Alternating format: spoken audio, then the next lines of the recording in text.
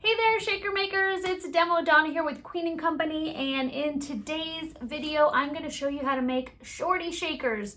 So these are great for when you run out of your double-sided foam that comes with your kit and you didn't order any refills.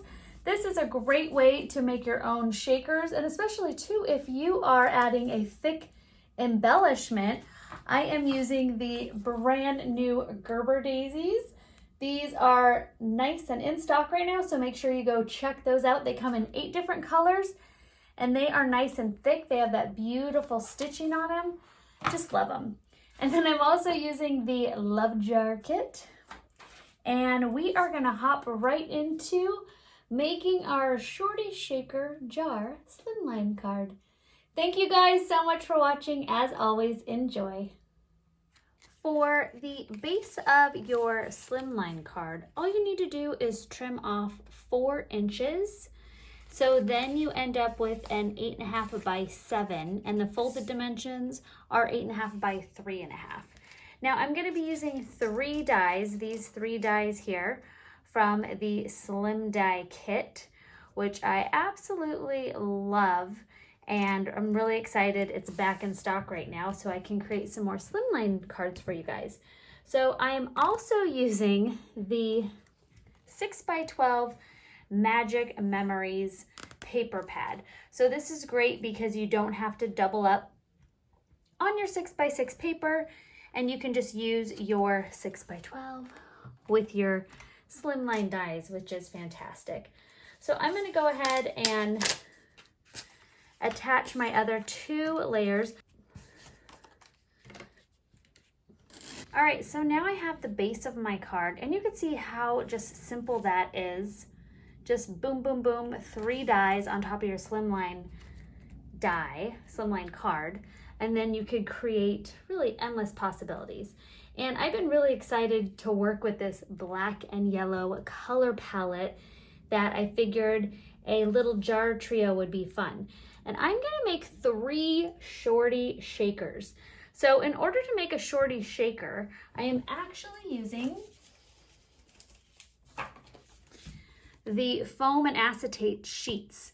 So these are basically a set of 4 full sheets of foam and 4 full sheets of acetate. Now, I did do a separate video on how to create your shaker refills using this, but as you can see, when you pull your foam out of the package, it has these wrinkles in it, which is from this being on a giant roll, and the foam is soft and pliable, and the paper wrinkles. This doesn't change your work at all, so just ignore that. Don't freak out about that. And what you're gonna wanna do is you're gonna wanna take your die. So in order to create your Shorty Shakers, you're gonna use this foam, and we're just gonna use 1 layer. And anytime you run this to your die cut machine, you just wanna trim out the piece that you're gonna be using, just like that. And then you can save all these little leftover pieces, and you can use this, obviously, as dimensional adhesive, strips, or little pieces, really fun. So don't discard any of your leftover pieces because you can use those for future projects. Run that through times 3, so we are going to create 3 jars for this card. And I like to leave the centers in just like I do with the big ones, so it keeps its shape. And then to create your acetate pieces, you do need the outline die for this. So what you're going to want to do, and I'm using red paper just so it's a reminder, you're going to want to sandwich your acetate between 2 sheets of paper, and then go ahead, just like with the foam, or just like if you're using any sort of mirrored cardstock, you're going to want to, trim out the piece you're going to run through your die cut machine. Now this does a couple things. This protects it from scratching.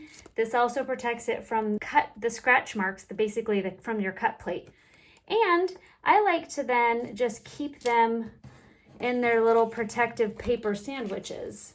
So right here, I know my acetate pieces are in here, and I can just go and grab them when I need them, and they're not going to get scratched up. So for storage too, you can also keep your acetate pieces in here. Okay, so onto our card. We are making Shorty Shakers because I am going to be adding large dimension, which are these Gerber daisies, and those on top of a shaker would really raise this up really high. So a couple little tricks with your Shorty Shakers is you obviously have to be aware of what kind of toppings you are putting into your shaker cards. They can't be thick. They need to be nice and flat, like the pearlies get kind of large, and you don't want to overstuff. So this guy still has some room to move around, and I am using the Magical Characters Kit refill, and I went ahead and got a collection of the black and yellow toppings. I already created one for you. I'm going to do one more. So I'm simply going to peel off that backing, add that onto my outline die. There we go. Pop that inside piece out, and remember to save this. You can use this for dimensional adhesive for your other projects, or even in this one. Then next, I'm going to add some toppings. So you see that's very thin compared to your traditional shaker card. You see the difference there right away. So this is your Shorty Shaker, and this is your traditional shaker foam that comes in your kit. Okay, so now I'm going to add some toppings. So I am going to use the really cute, tiny, and they're pretty flat yellow stars from the Magical Character Refill. And these are just so adorable. I have been dying to use them in a video. I love stars. I know you guys have heard me say that a million times. And I'm going to do some of the clear. And then you give it a nice shake to flatten everything out. Peel off that backing. I forgot these guys were staticky.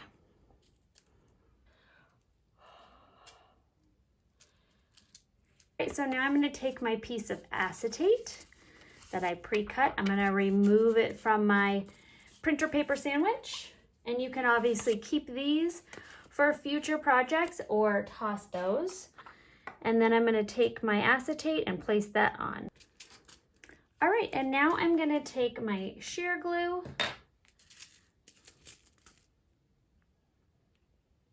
and go around. Add my decorative die.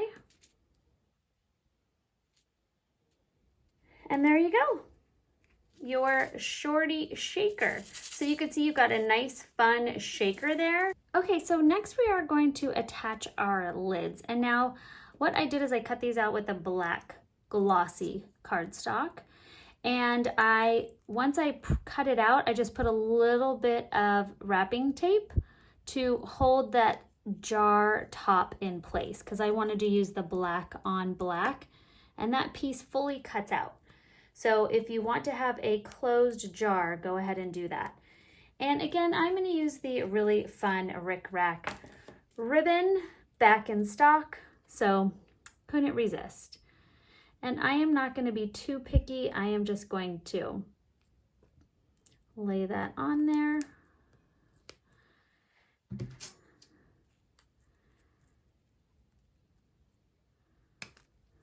Okay, now I'm going to go ahead and I'm going to take those scrap pieces. These are from the inside of our jar, like I told you to save it. And I am just going to cut 3 little strips. And this is what I'm going to use to attach my lids. So I'm going to do a little bit of a combination of some sheer glue as well as this double-sided foam. So I'm going to just go with a little strip of sheer glue.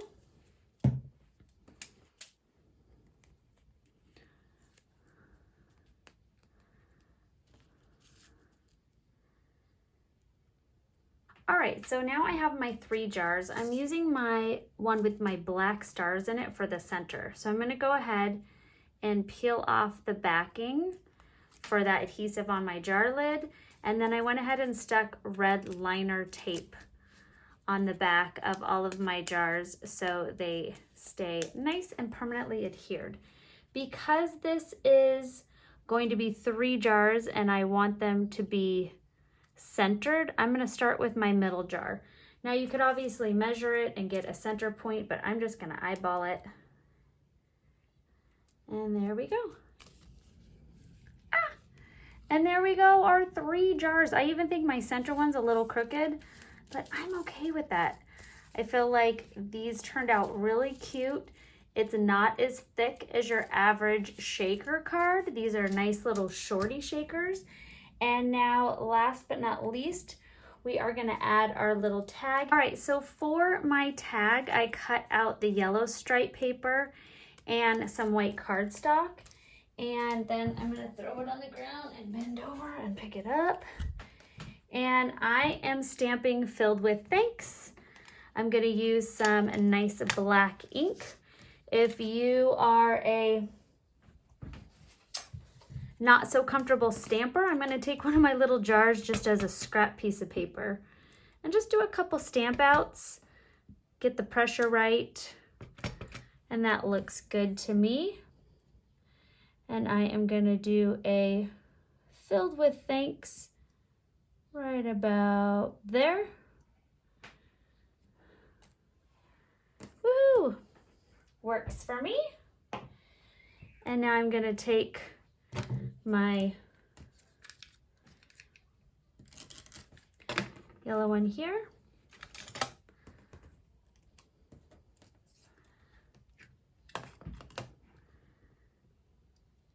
And I'm just going to use the little hole punch out to make sure those are nice and centered. And that is going on my center jar here. And I'm just gonna be using a little bit of black twine that I've had in my stash. Now for the fun part, we are gonna add our beautiful flowers. Now, because these are larger, heavier pieces, I recommend using a really strong wet glue like the sheer glue to adhere them. Now I just put a couple of drops there, not too heavy, and now I'm going to add it to my paper and my acetate. And we're obviously going to have to give that just a few minutes to dry, but that way this is not going to be popping off once it arrives to the special recipient. And now my final touch, I am going to be adding these adorable enamel dots, and they even have the white polka dots inside. So I just thought these fit so perfectly.